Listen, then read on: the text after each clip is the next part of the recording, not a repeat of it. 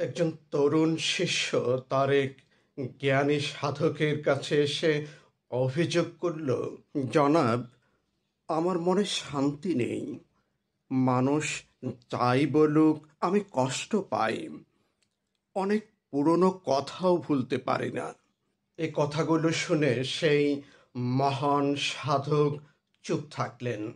কিছুক্ষণ পরে তার শিষ্যের হাতে দুটো কাগজের টুকরো তুলে দিলেন এবং বললেন, এগুলো তোমার পকেটে রাখো।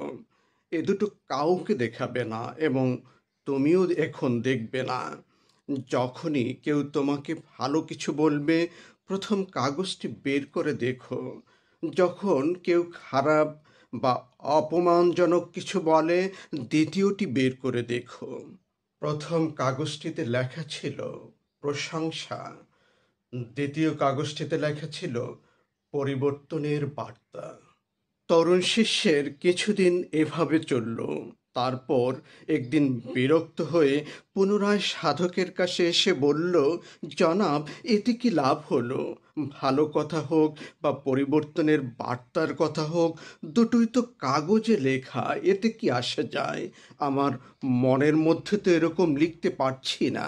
আমার ভেতরের কষ্ট মোটেও কমছে না। জ্ঞানী সাধক মুচকি হেসে শান্ত স্বরে বললেন, এই তো আসল কথা।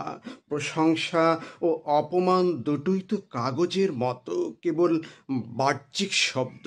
এগুলো ধরে রাখলে কোনো লাভ নেই, আর মনকে ভারী করলে ক্ষতি ছাড়া কিছুই নেই।